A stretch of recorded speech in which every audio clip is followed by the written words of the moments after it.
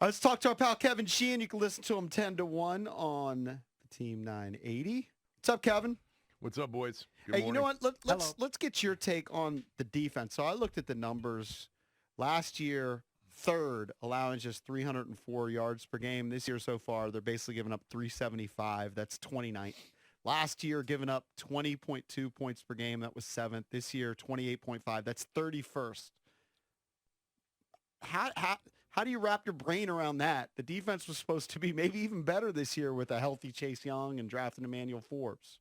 Yeah, I thought it would be. I mean, I think a lot of people thought it would be. It was a very good defense last year by almost all the advanced metrics. It was a top 10 defense last year. And yeah, I mean, that's the NFL. You know, defense, good offense is more sustainable in today's game. Defense tends to have, you know, more variance year to year to it. And it's a bad year. Now, keep in mind, they've got 3 wins, and 2 of them really were defensive wins. The Cardinals win and the Giants win. That's not saying much in terms of the teams they played, but they were outstanding in both of those games, and they were pretty good in the Atlanta game. Not the Giants game. I meant the Atlanta game. Yeah. The Atlanta game and the Cardinals game. But, yeah, it's a major, major disappointment. And, you know, there's going to be a whole new regime here in a few months that's going to take a swing at it next year, and we'll find out which players are left, because I would imagine some are on the move. Kevin, in your opinion, who's been worse, Ron, the head coach, or Ron, the head of personnel for the Commanders? I think it's pretty close. Well, he's a different head coach here than he was in Carolina because he's got both responsibilities. He was much more engaged as a head coach and less of a CEO head coach at Carolina. And I think that, you know, there are some things that Ron has done here. He's changed a little bit the culture of the locker room. They've looked for a certain type of individual to bring in, but he's not been a good coach here. There's no doubt about it. And yesterday's indecision on the Devontae Smith catch was so costly. And the explanation just was like from a guy that, you know, has borderline kind of checked out. I mean, I that's a harsh assessment of it, but how can you not, with your entire sideline screaming at you to throw the red flag on a ball that clearly hit the ground on a 4th down? Like, there's no guarantee he wins that challenge, but there is a guarantee if he doesn't throw the flag, the Eagles keep the ball like 20 yards further down the field. That was such a key moment. Well, also, Kevin, combined with them racing to the huddle so you wouldn't do it? Like, that's all the clues you need. There was a moment last week that drove me nuts. There was a play clock that was winding down on a 3rd and 5, and he was just sitting there completely oblivious to it. Most head coaches you see sprinting towards the referee to call a timeout. It was in the first half. And remember last year, they could barely gain a yard, let alone 10 yards against the Giants. And he just isn't completely No, he's lost his right fastball. now. He's lost his fastball. There's no question about it. No doubt. Yeah. Well, that being said, 3-5, but the way the NFC is shaping up, Kev, Quarterbacks dropping like flies. Jason. No, seriously. You know how many different quarterbacks you've already seen this year? Take a guess. I get it. 57. No, they could be right back into this thing in a couple of weeks. But where's it really going? Well, that's what the goal is. The goal is to make the playoffs. Where is it going? Who knows? Because this coaching staff will be gone. But my point is, for this year, they ain't giving up. They win Sunday against a bad Pats team. They're 4-5. And I know they're not a good team and their defense is terrible, but when you're 4-5 through 9 games with this pathetic NFC, you're in it until who knows? I mean, you could be in it for the next few weeks. His point is a team like the Falcons or the Rams or even the Commanders, one of these teams are going to make the playoffs.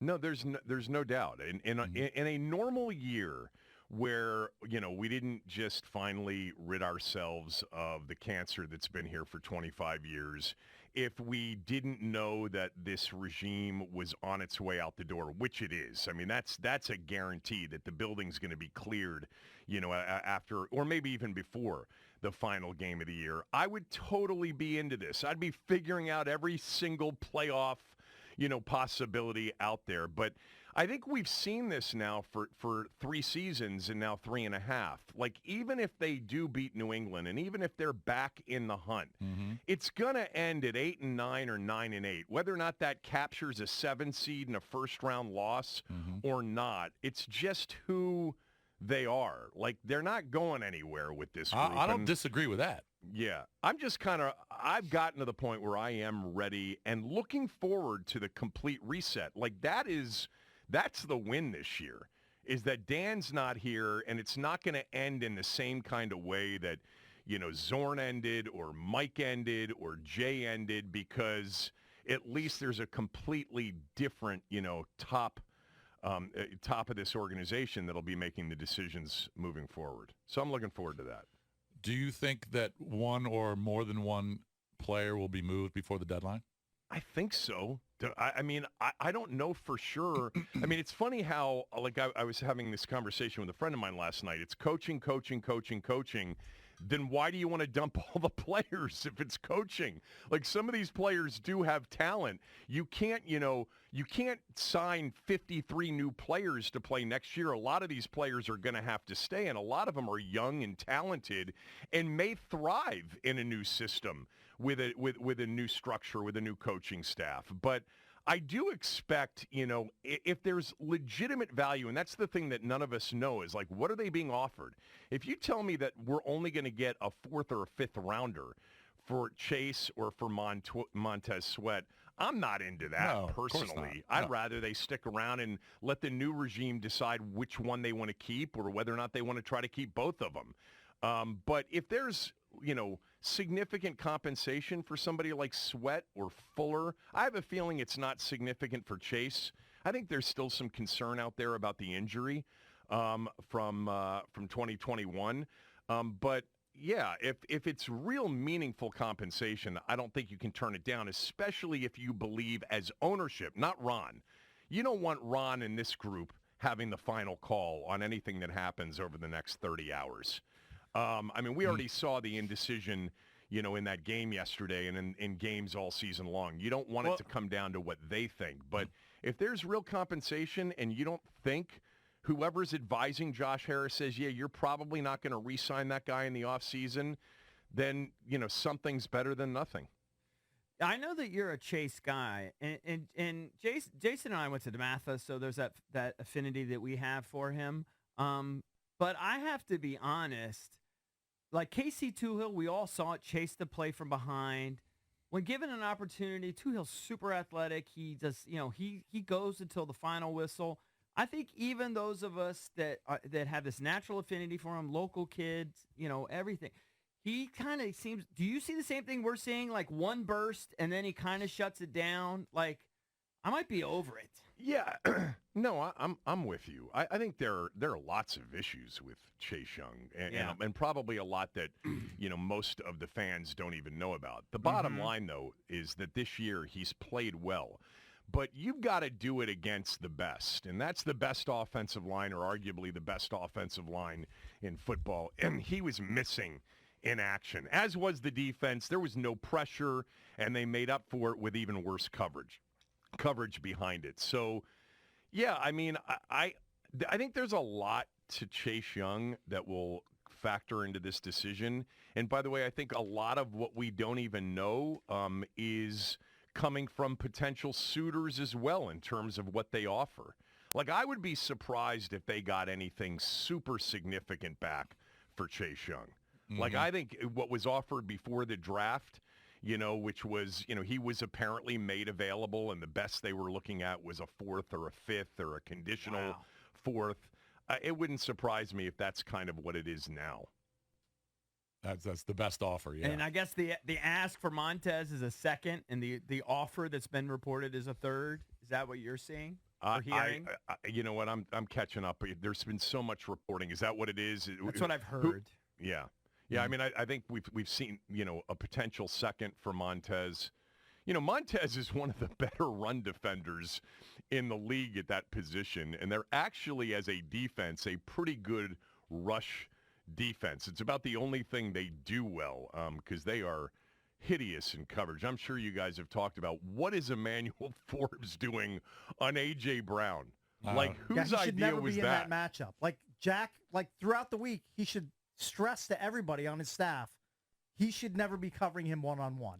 13 cannot be covering 11. Yeah, it doesn't matter how many people are helping. And he had help on that one touchdown. He did.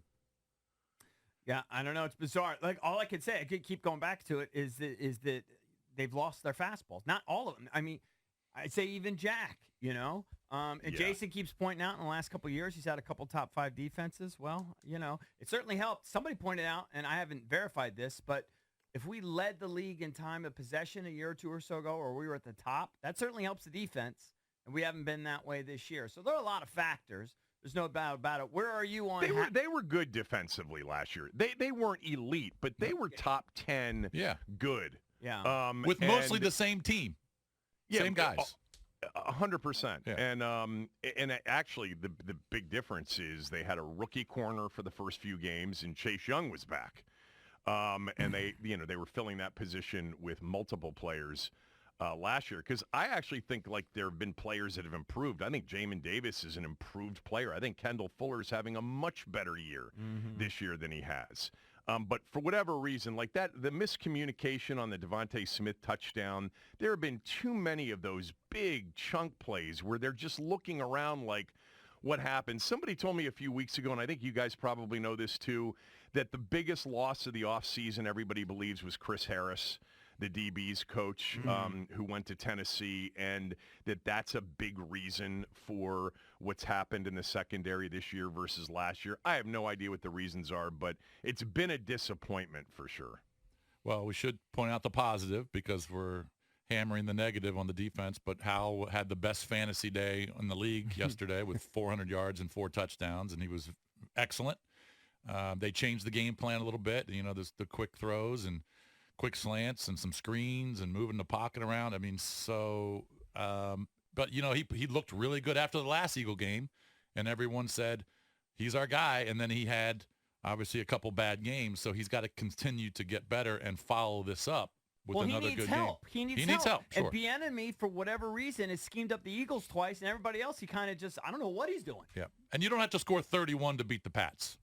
So no. But yesterday, I mean, you guys just hit it. I mean, Eric Bieniemy, called the kind of game that works for Sam Howell. Right. Jason, you know Phil Longo, who was the OC at Carolina and was Sam Howell's OC. I had him on the show back in the winter, and he said the offense for Sam Howell is West Coast, get the ball out quickly. You don't want him dropping back a lot into 5- and 7-step drops. And yesterday, literally, I think 14 of the first 16 throws were quick game, dashes, rollouts, screens.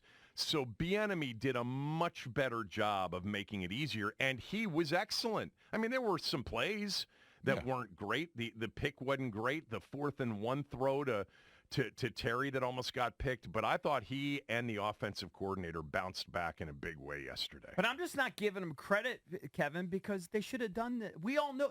I don't know anything. I'm just a dummy. And I knew that they needed quick game and delayed handoffs and move the pot. I knew that 6 weeks ago. Yeah. So you don't get credit for finally doing it 6 weeks later. Yeah, why does it take him so long to adjust? Yeah, well, I mean, they did it against Denver. Then they came back and didn't do it against Buffalo, and we saw the result there. They did it more against Atlanta in the first half. The Giant game was an utter disaster. It was almost as if they had blanked on the first 5 games that came before it, or 6 games that came before it, because there was too much drop back. And, all of the blaming of, is it the offensive line? Is it Sam? Is it the coordinator? Who cares? Dropping them back doesn't work more often than not. And Eric Bieniemy, yesterday called the kind of game that you saw against Denver, against Philly the first time. And by the way, the Eagles are excellent, but their secondary is garbage. Yeah. They've got big names, like Slay and Bradbury, and I know they added Kevin Byard, but for whatever reason, they don't cover well. That Washington's not the only team that's had success kind of attacking them through the air. But I said that earlier. I said that earlier. They're overhyped. They're overhyped. Big names, but they don't run as well as they used to. I don't Kevin, think we so. got to run. Yeah. Have a great show. All right, you guys. Another Misery Monday. Thanks, Kevin. Thanks, Kev. 10-1 See you, boys. on the Team 980. Listen to the Kevin Sheehan Show. We'll be right back.